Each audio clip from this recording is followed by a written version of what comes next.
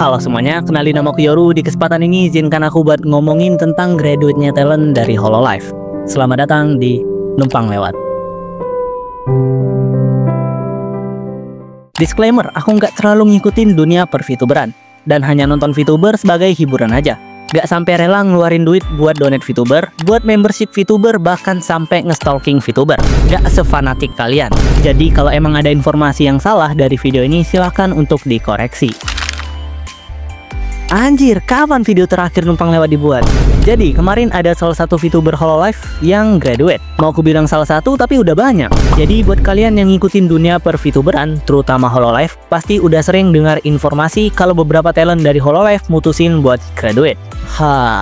Dan di video ini aku mau bahas sesuatu yang berhubungan dengan itu, yaitu tentang fenomena graduate talent Hololive yang makin lama makin banyak. Hololive adalah sebuah agensi virtual YouTuber atau VTuber asal Jepang yang didirikan oleh perusahaan Clover Corp pada tahun 2017. Agensi ini menaungin para talent atau kreator virtual yang tampil menggunakan avatar 2 dimensi atau 3 dimensi berbasis teknologi motion capture dan live streaming. Hololive dikenal karena mereka memiliki para talent unik yang masing-masing memiliki latar belakang, kepribadian, dan lore mereka tersendiri, sehingga membuat para penonton merasa seperti mengikuti kehidupan VTuber mereka. Dan Hololive juga dikenal karena pandemi COVID-19. Nah, buat kalian yang mungkin baru dengar istilah graduate, tapi nggak mungkin lah kalian nonton VTuber tapi nggak tahu apa itu graduate. Graduate di dunia VTuber itu artinya pensiun. Tapi karena VTuber itu konsepnya virtual, ya bahasanya dihalusin jadi graduation, biar kesannya kayak kelulusan. Biasanya kalau ada pengumuman graduate dari salah satu VTuber, terutama VTubernya itu ada dalam sebuah agensi, fandom mereka langsung heboh. Ada yang bikin tribute video, ada yang maraton stream terakhir VTubernya, ada yang merasa kecewa, ada yang bodo amat, dan ada juga yang nangis kayak ditinggal pacar. Dan yang bikin aku kepikiran buat bahas ini di video kali ini adalah frekuensinya makin sering. Dulu waktu era awal Hololive, kabar graduate tuh jarang banget. Bahkan menurutku kata graduate untuk VTuber itu kayak sebuah kata yang sakral mungkin. Tapi makin kesini rasanya hampir tiap bulan selalu ada talent Hololive yang graduate. Kalau kalian cek website talent Hololive pada bagian alum, ternyata udah ada 4 talent dari Hololive yang udah graduate. 4? Emang beneran 4? Sebenarnya aku nggak terlalu peduli jika ada VTuber yang mutusin buat graduate, kalau itu dari agensi sebelah atau VTubernya indie. Tapi kalau Hololive yang dikenal dengan agensi VTuber gede dan selalu nyiapin ruang buat para talentnya untuk berkembang, itu yang jadi sebuah pertanyaan.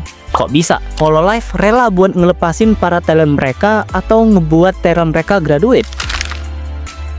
Oke, tadi udah aku kasih lihat ya, ternyata baru ada 4 talent Hololive yang udah graduate kalau kita cek websitenya Hololive. Tapi untuk fakta lapangannya, setauku kurang lebih udah ada 12 talent dari Hololive yang udah graduate. Mulai dari Hitomi Chris. Mungkin kalian nggak tahu ya sama VTuber ini, soalnya ini salah satu VTuber Hololive yang udah lama banget dan mungkin cuma sedikit orang yang tahu. Kemudian ada Yozo Ramel. Ini juga salah satu VTuber Hololive yang udah lama juga. Lalu ada Rusia yang ya nggak usah dibahas lah ya. Kemudian ada Sukumo Sana. Lalu ada Kiryu Koko. Kemudian ada Echan yang hitungannya ini VTuber atau bukan sih? Lanjut ada Fauna. Selanjutnya ada Minato Aqua. Kemudian ada Amelia Watson. No, si Ame gak graduate bang, dia masih terafiliasi dengan Hololive. Alah nyocot, graduate is graduate. Lalu ada Sakamata Chloe, kemudian ada Murasaki Shion, dan yang terakhir kemarin ada Nana Shimune. Banyak juga ya. Oke, mari kita coba bahas beberapa faktor kenapa banyak talent Hololive yang mutusin untuk graduate. Yang pertama, burnout dan tekanan mental. Jadwal streaming yang padat, harus selalu tampil ceria, dan siap hibur ribuan orang, bikin para VTuber sering kelelahan dan kecapean. Bayangin aja, tiap hari harus jaga mood, terus diomelin sama komentar toksik di live chat, dan ada target dari agensi. Gak heran kalau mereka butuh break total. Walaupun mereka itu virtual, tapi tetap aja, VTuber itu juga manusia. Tapi harusnya kalau emang gak siap dengan burnout dan tekanan mental, apalagi bekerja di bawah sebuah agensi, ya mending dari awal pikirin dulu matang-matang, mau jadi VTuber atau enggak. 2. Masalah privasi dan kontroversi. Aku nggak mau bahas yang ini, mending skip aja. Yang ketiga, kesehatan fisik dan mental. Mungkin ini agak nyambung ke alasan pertama tadi ya. Dan kayaknya cukup jarang ya ada VTuber yang mutusin buat graduate karena alasan kesehatan fisik dan mental. Mungkin banyak VTuber yang akhirnya graduate karena kondisi kesehatan yang mulai menurun, baik fisik maupun mental. Mungkin ini juga ngaruh ke faktor umur ya. Streaming itu bukan cuma soal bersenang-senang, tapi juga butuh stamina dan ketahanan psikologis yang tinggi. Yang keempat, keinginan mengejar karir lain. Ada juga yang merasa sudah saatnya beralih ke hal yang baru. Mungkin jadi content creator di bidang lain, atau bahkan ingin hidup lebih normal di dunia offline. Aku yakin ada beberapa talent dari Hololive yang menjadikan VTuber sebagai batu loncatan mereka sebelum mereka mencapai mimpi mereka yang sebenarnya.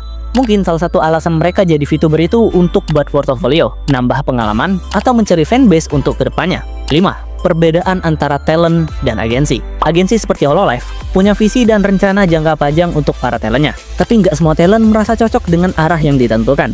Ada yang mungkin pengen lebih fokus ke musik, tapi agensi lebih mendorong mereka buat sering streaming game.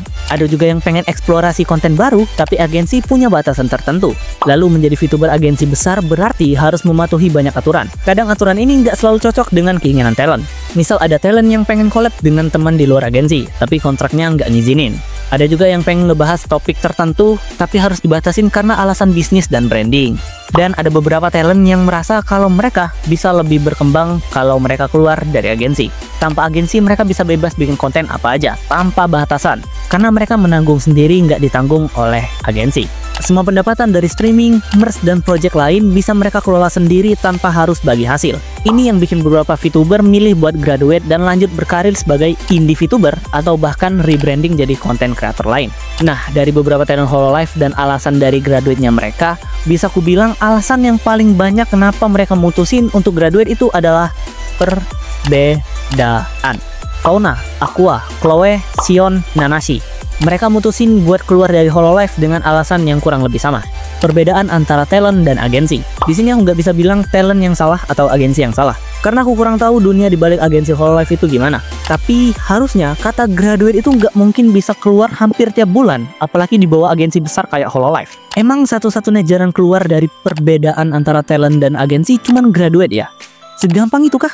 Sekali lagi, aku nggak bisa banyak komentar karena aku kurang tahu dunia di balik agensi Hololive itu gimana. Mungkin. Setauku budaya graduate ini punya si Niji Sanji deh. Kok Hololive malah ikut-ikutan? Graduate bukan berarti akhir segalanya. Banyak VTuber yang sukses setelah keluar dari agensi dan tetap didukung oleh fans mereka.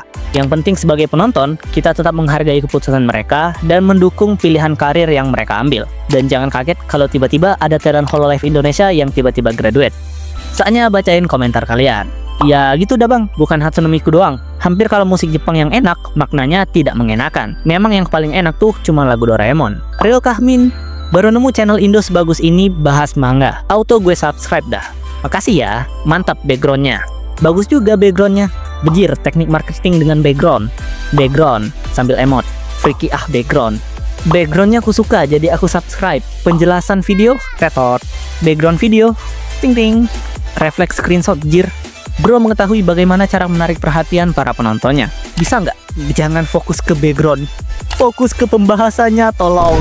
Udahlah bang, kuasa kok backgroundnya gitu, jadi males nontonnya. Mana deket ortu lagi, udah agak muak sebenarnya. Tapi muncul mulu di beranda. Kalau bangnya chill, gua subscribe lagi. Tapi kalau enggak, gua unsubscribe aja. Capek gua dibilang sesmuru gara-gara nonton. Padahal gua mau lewatin aja videonya. Malah di scroll balik sama temen. Please dengerin kata penonton lu yang positif ya bang. Gua udah capek ketemu sus mulu di beranda. Mau buat akun baru buat refreshing beranda agar isinya nggak kayak gini. Emot, emot, emot, emot. Udah segitu aja. Please, #stop being freaky. Oke, makasih buat sarannya. Tapi lain kali kalau komentar jangan dikasih jeda panjang kayak gini dong. Susah bacanya. Akhirnya beliau ganti background. Oke, terima kasih buat teman-teman yang udah dengerin obrolanku kali ini. Semoga kalian suka dan jangan lupa buat minum air putih.